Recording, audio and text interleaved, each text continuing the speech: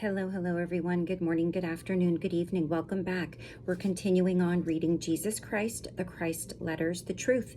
And we start letter 7 today. And as a reminder, letter 7, Christ describes the truth concerning the sexual act, what really takes place spiritually and physically, how children are born on different levels of consciousness. He explains men and women's place in the world order. And letter 7 also starts with its own special introduction. So we're going to obviously start with that. Introduction to letter 7. This information is from the recorder, from the person recording all of this information. It says, Recorder, there is a strange, miraculous happening attached to the following letter. When letter 7 was completed, the recorder was clearly told to use the parable from Matthew 13, verse 3 as opening paragraphs. A little later, it came over her powerfully to add a paragraph on part 2 marked with asterisks. Letter 7 was printed out. When collating the pages, she was astounded, shattered to find that half of page 1 was now taken up with the words, I am the life, the truth, and the way, which had not been typed into the computer. It appeared to be a footer for a page, but such a footer could only be typed in by using the precise and specific WordPerfect instructions to create a footer. Furthermore, only 2 lines are normally allotted to a footer. A half page would not be a footer. Still shocked by the event, the recorder searched every file in the computer to see whether at any time she had used such a footer and forgotten it, but found nothing. A computer mechanic was called in, shown the text on the computer and the print itself, but was unable to explain how it could have happened. To this time, no one has been able to explain it. And I will show you what sentence she is talking about, this right here, with life, truth, and way, all in capital letters.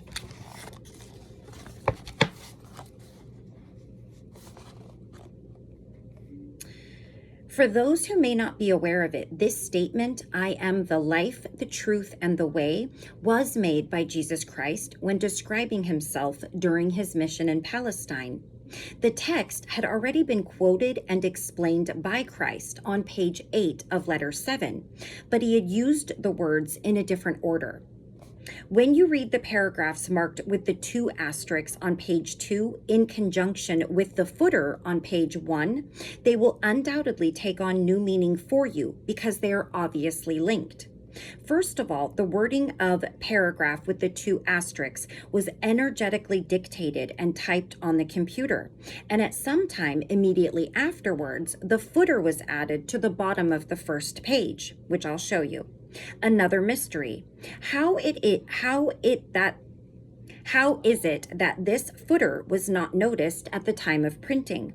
The recorder lives alone. No one else could have had access to the computer. The recorder regards this intervention and contravention of WordPerfect procedures as Christ's own personal signature, something he might have done when on earth. Letter 7. Again, this is I, the Christ, who has come to you through a letter to whomever can receive my words. The following parable is as applicable to your modern era as it was to the times of the Jews 2001 years ago. I commend its truth to you who reads these letters.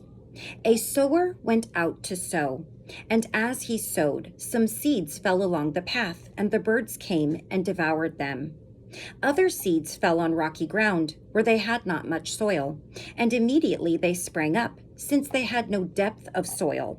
But when the sun rose, they were scorched and withered away. Other seeds fell upon thorns, and the thorns grew up and choked them. Other seeds fell on soil and brought forth grain, some 100-fold, some 60, some 30. He who has ears to hear, let him hear. Hear then the meaning of the parable of the sower. And then at the bottom, we have, I am the life, the truth, and the way. This is the footer that we're talking about, which doesn't belong on just a paragraph of a page in a format of a computer. Christ's signature. When anyone hears the messages regarding the kingdom and does not understand it, the evil one, the selfhood, snatches away what was sown in his heart. This is what was sown along the path. As for what was sown on rocky ground, this is he who hears the message and immediately receives it with joy. Yet he has no root in himself, but endures for a while, and when tribulation or persecutions come on account of the message, immediately he falls away. As for what was sown among thorns, this is he who hears the message, but the cares of the world and the delight in riches choke the message, and it bears no fruit. As for what was sown on good soil, this is he who hears and receives the message and understands it. He indeed bears fruit and yields, in one case 100-fold, in another 60, and another 30-fold. Matthew 13, verses 3. And here is the double asterisk. My purpose in sharing this knowledge of the truth of being with you in these letters is to enable you to grow in spiritual love and wisdom, and bring forth the fruits and blessings of such spiritual love and wisdom in your every moment of evolving consciousness. I long for you to be richly joyful. Therefore, let us together plow into your human soil of consciousness. Turn it over, get rid of the stones of despair, break down the clods of non-comprehension with deepening wisdom, pull out the weeds of your negative mental emotional patterns with my help, fertilize your soil of consciousness with ever-increasing faith. Then sow ever more beautiful seeds born of your evolving spiritual perceptions and unconditional love. My joy will be your joy in this endeavor, and your joy will be added to my joy. In this unity of purpose and achievement, you will eventually feel that you are indeed of my spirit, and my spirit is being poured into you. In this way, we will experience the oneness of that out of which we have both taken our individuality. My thoughts will become your thoughts, untainted by your former ego consciousness. I have described the process, the path along which you will travel to achieve your most sublime and perfect heart's desires. And so I say to you, although this letter may be difficult to accept at first and will require time and effort to fully understand, it is a strong link between your consciousness and mine.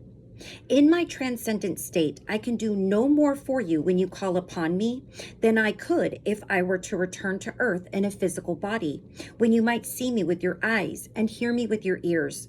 But your understanding of truth of being might be limited. In this mode of contact with your consciousness, you can receive me direct into your mind and heart when the preconditions to such contact have been fulfilled. For I tell you truly, the more time and meditation you devote to these letters, the more it will become possible for you to receive higher inspiration and instruction from me personally, because with every reading of these letters, the more will your own frequencies of consciousness be raised towards my spiritual consciousness frequencies. And eventually, we will be able to reach a true meeting place of consciousness. Then, abundant will be the fruitage in your life. To explain why this is so, I must tell you that my consciousness descends through many differing planes of vibrational frequencies of consciousness to meet the needs of those seeking help and inspiration. The many differing planes of consciousness my consciousness passes through are all distinct from each other. Each level of consciousness frequencies creates and manifests as different conditions of existence. Since the highest and lowest vibrational frequencies of consciousness are produced by the highest or lowest spiritual, mental, emotional patterns or forms of consciousness. By high and low patterns, I mean those who are closest and furthest from divine consciousness intent. As you know, each frequency of vibration of sound waves produces its own unique and individual note and tone. Similarly, habitual mental emotional thought forms produce their own vibrational frequencies in consciousness, and these in turn produce the outer conditions in which that consciousness resides. The higher the frequencies of vibration of consciousness, the more beautiful, harmonious, joyous, and fulfilled are the lives of those who reside within those frequencies. The lower the frequencies, the more harsh, bitter, acrid, and miserable are the lives of those who resonate to such frequencies. Their lives are punctuated with disasters, deprivation, and brutality. The higher the frequency of vibration of consciousness, the more spiritually loving and beautiful are the thoughts, the creative imagination, the ideals and beauty of color and life forms, for they are rising closer and closer to the dimension of universal consciousness, where the frequencies have become so heightened as to level out and enter into powerful equilibrium, the all power of universal consciousness, the source of all being, love. To you, the outer conditions may appear to be those in which the body resides, but the truth is, it is the consciousness which dwells within, experiences and responds to those outer conditions. The body is but a vehicle making the human consciousness visible to others, and the condition of the vehicle itself is a manifestation of the level of spiritual, mental, emotional consciousness which inhabits it. Therefore, as I have said before, as an observer of individual need and in response to pleas for help, my consciousness descends through the various levels of existential consciousness to reach the sincere suppliant. For to give the answers, I must receive first the need. And as I said on the second page, these letters are a link, a means of your communication with my consciousness to enable you to be spiritually drawn to and made receptive, and then deeply understand and use all the knowledge I wish to share with you to bring you up the ladder of spiritual consciousness to its ultimate heights of the Christ consciousness. Because I am in near perfect equilibrium myself, I have the spiritual power of universal consciousness to a near perfect degree. I apologize, I had to pause. I have all my children in the house and it was getting a little bit loud, and I'm trying to keep it a little less, no distractions in the back as much as I can. So I apologize for that. Okay. And I am imbued with the nature of universal consciousness. Therefore, my entire consciousness, irrespective of other people's thoughts or words, belief or non-belief, love or hatred, acceptance or rejection of me, remains that of pure unconditional love. It never falters or changes. My attitudes are consistently those of pure love, caring, and compassion, which I experience as a profound yearning to uplift, heal, and prosper. Therefore, it is perfectly possible for some people, if sufficiently sensitive to consciousness vibrational frequencies, to become aware of my presence or love or extra life force when they are in a state of conscious yearning, seeking, praying to know me better or evolve spiritually. As I speak of the lower frequencies of consciousness which cause trouble on earth, you will be aware of my wholly compassionate acceptance of them. For these are but a manifestation of people's painful struggles and suffering, whilst trying to find their way towards the light of their source of being. I am coming to people, not to condemn, but to uplift and strengthen them. I radiate my Christ consciousness towards you by receiving and holding your name and spiritual form in my mind when you appeal to me for assistance. And according to your receptivity and freedom from magnetic bonding rejection impulses, a little of the divine nature of being is absorbed by your present consciousness vibrational frequencies, which then experience a strong sense of upliftment. Therefore, it should be clear to you that as you unload your earthly consciousness of its emotional bondage by mentally, emotionally rejecting the patterns of emotional thought you perceive to be out of harmony with divine love, so will you become more and more aware of higher inspiration invading your mind, even your solar plexus, giving you guidance in times of need, when you're unable to perceive the right course of action, or unable to clear yourself of emotional ego thinking when reacting to a troublesome situation. With my help, you can live in two dimensions: that of the physical world in which your body resides, bringing you your experiences, and that of the higher standpoint of Christ consciousness, which will enable you to transcend the ego thinking and radiate thoughts and feelings into your situations from that state of being I termed the kingdom of heaven. I am not alone in this work.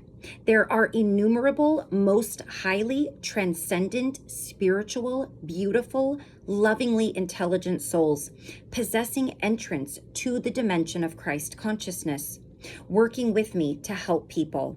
Although we are in the dimension of Christ consciousness, we are all individuals.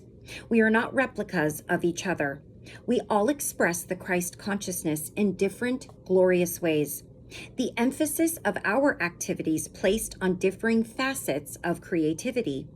We have powerful imaginations and are able to create and bring into visible individual form within our own dimension those things which are way beyond your present comprehension. You will hear that all over the world, people are receiving inspiration and are aware of the Christ presence. My inspiration radiated to the world at this time is received by different natures and different minds. Due to their prior mental conditioning, the inspiration will lead each person along a different path. The messages I am able to insert into their consciousness will wear differing faces. In some cases, the messages will be grossly distorted by the recipient, who is psychically receptive but possesses an orthodox mind, which clings to the beaten religious tracks of yesteryears. Any message will be interpreted according to the beliefs already in control. Any message received which might contradict accepted beliefs will be hurriedly pushed out of mind and authorship attributed to Satan. For this reason, it has been possible only to reach the mind which is open and eager for truth, rather than traditional teaching. You can be certain, however, that my personal message will always awaken people to the urgent need to move away from the restricting and erroneous tenets of all dogma and institutionalized religion. The message will open up channels of consciousness leading to the growth of spiritual awareness. It will be leading people into ever higher and higher dimensions of celestial thought, as opposed to earthly and materialistic concepts. It will impart a more vivid appreciation of the true nature of your source of being and the universe in which you presently live. I prophesied when on earth that the time would come when I would return as lightning flashes from east to west across the sky. This was a graphic description of the way in which I am presently working. Perhaps after the foregoing paragraph, you will accept the lightning has struck worldwide in such a form as to reach those who are eagerly hoping for my return. My truth is intended to uplift and illumine the minds of those who are seeking to waken people to the many causes of misery and future destruction of the planet. Countless old souls are acting selflessly in hundreds of different ways to alleviate the suffering of people in need, devoting all their energies, time, earthly status to the promotion of love for nature, animals, and their well-being and protection, and the future health of the planet itself. Although these lovely souls may not be aware of it, none of these concerns arose out of earthly human thought, exclusively geared towards selfish needs, but from the dimension of Christ consciousness, where all living things are seen to be an expression of the love intelligence of the source of all being. In this letter, I want to explain clearly that I have come through the medium of these words to assist receptive people in all stratum of society laborer to general, clerk to president, to work entirely from the standpoint of love. There are spiritual, scientific, materialistic reasons why it is absolutely imperative that people should devote all their mental and emotional energies and sensitivities to bringing their actions and reactions into perfect alignment and harmony with unconditional love, divine consciousness. To remain within the worldwide state of consciousness as it exists at this moment is to remain on the steady downward slide into countless diseases, misfortunes, upheavals, and deepest suffering. Men and women can live in two dimensions of existence in our world, in your world, either exclusively from the level of ego impulses, which are the controlling forces behind and within all the daily phenomena which comprise the human daily experience, or mentally, emotionally poised within divine consciousness whilst their bodies are still living on the earthly plane. The fruits of the ego consciousness are discords, disruptions, climatic upheavals and abnormalities, wars, addictions of every kind, poverty, diseases, murder, robbery, lying, cheating, slandering, backbiting, low miserable thoughts, envious thoughts, angry thoughts, bad humors, judgmentalism, criticism, sarcasm, rejection of other people, etc. These consciousness frequencies are forever bringing forth mirror reflections of the circumstances and feeling reactions which gave them birth, and are continually subject to the highs and lows of fulfillment of expectations and disappointments, swinging between happiness and misery. Those who, through prayer, meditation, self-discipline, and determination, manage to purify their consciousness of ego and lift it by defining and entertaining ever more sincerely loving thoughts towards other individuals and the world generally, gradually ascend in consciousness to the vibrationary frequencies of the realm of divine consciousness, the kingdom of heaven, where they live comfortably and at ease and harmony with the universal laws of existence. Such people find that no matter what may be the troubles and uproar in the world around them, they are nourished, healed, protected, cared for, and maintained in perfect peace of mind, providing they remain within the spiritual frequencies of vibration. When they allow themselves to be drawn down into selfish disputes and any negative human condition involving any attributes of the ego, the peace abruptly disappears, and they find themselves trapped in the consciousness frequencies of vibration, which are fed by similar consciousness frequencies of other people in their environment. They are like a fly caught in a spider's web, and the ensuing battle to extricate thoughts from the lower frequencies of consciousness vibration can be exhausting and painful.